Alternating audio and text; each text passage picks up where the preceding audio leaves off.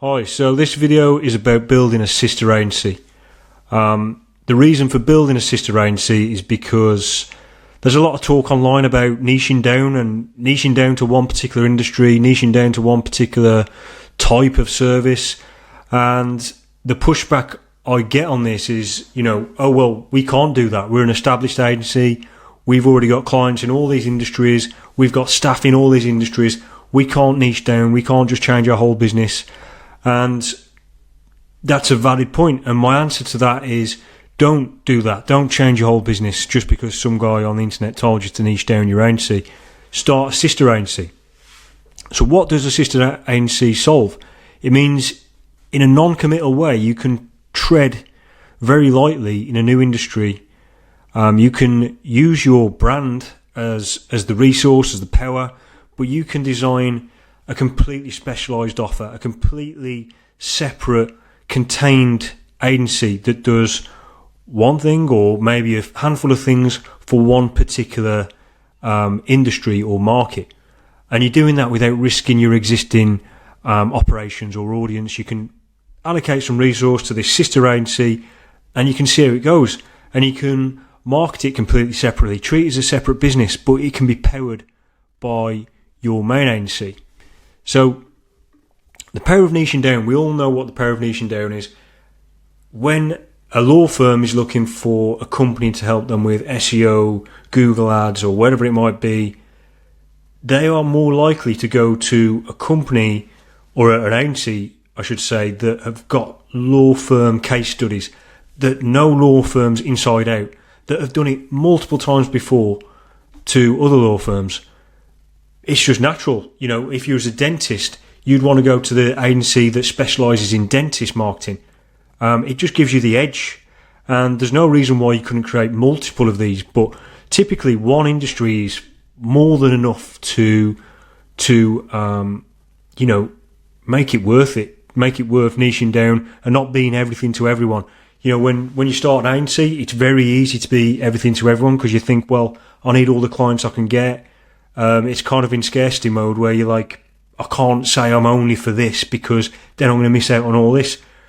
The opposite is true. If you say you're for one industry, you're going to get so much more out of it because you can go deeper and deeper and deeper into it.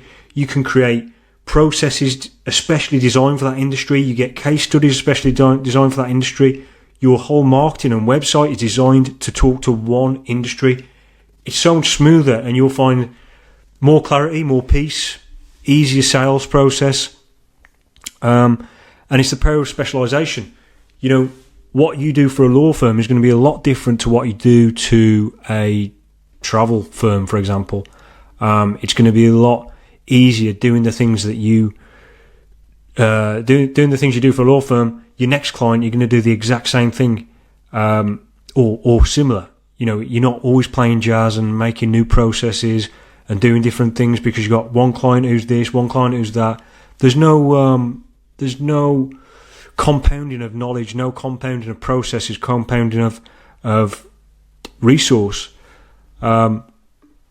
So your brand will be separate. I would recommend it a contained, separate entity, but obviously you can power it from your main brand. And one way I always look at this is like, if your agency was called, I don't know, if your agency was called Minty, that's my friend's agency, Minty, and you wanted to go into law, you'd go Minty Law. You wanted to go into Minty Dentist, Minty Dental, something like that. So you could use the power of your brand to almost create a separate entity, but you're borrowing that authority. So, and also obviously the resource, the operational stuff, it can be shared across the sister agency. Niching down to industry is not the only way. You can also niche down to a particular type of agency. So you might be everything to everyone, that's fine. And you might do consulting, you might do get on the phone, you speak to clients and you do analytics setup, you do ads, you do SEO. But you can also just say, right, we're going to create a sister agency that just does SEO. So, you're just taking a part of your agency that you think works really well. You're not destroying your whole agency and just going for one particular part, SEO, you can create a separate sister agency and you can just promote that until that gets big enough or good enough that you feel confident enough to just say, right, okay, we're gonna morph these two together and we're just gonna be one agency that does just SEO. There's also different ways of selling services. As you know, you can productize them, so you can sell it like an e-commerce store where you're selling individual products. An example of this is my friend, as I mentioned earlier, Minty. So if I go to their main website, they're SEO and digital PR for international brands. So they're they target travel mostly. They're very, very heavy into travel stuff, but they still here are kind of, they've got industries here, digital PR, SEO, Google Ads. It's very much contact to work with them kind of thing. So yeah, like the call to action is like, let's have a chat. So they're very consulting led. It's like, let's have a chat and let's see how you're going to fit into our services. Where they created a sister agency called Mintigo, which I think is a cool name, and it's the same company, same agency, and essentially they've productized all the things they do into a online shop. You buy it like anything else. So here we go: marketing, SEO, Spanish link building. So you can book a call, but here you got the packages. So it looks like you have to book a call, but you can see that they've productized this into very, very contained packages. There's no messing around. There's no we need consulting or anything like that. This is all off the shelf stuff. This is the content stuff.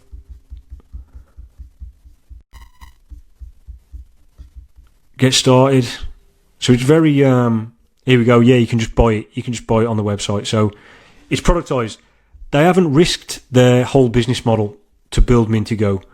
Mintigo, I assume, is doing okay, but maybe it's going to take a while to get the traction it needs before they think, well, we don't need to consult anymore. We can just do productized. Maybe they don't want to. Maybe they want to run both.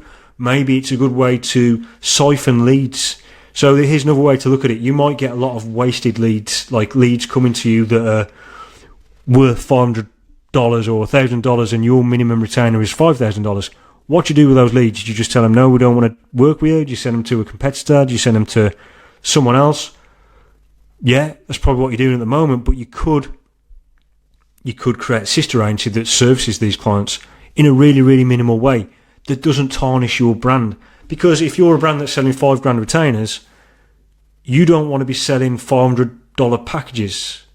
$5,000 retainer, $500 package, it won't make sense for your brand. But if you had a sister agency, you're not risking tarnishing your main brand. So you can see there's lots of benefits here, and there's lots of ways you can think about this. It's not just industry, it's the way that you sell stuff, it's the type of client. So it could be the same industry but a different level of client. So lots of ways to do this, and this was actually my last slide. So yeah, that was the example. I hope this has kind of explained the benefits of starting a sister agency and how you can do it, and why you haven't got to kind of risk everything to do it. You can literally just test the water.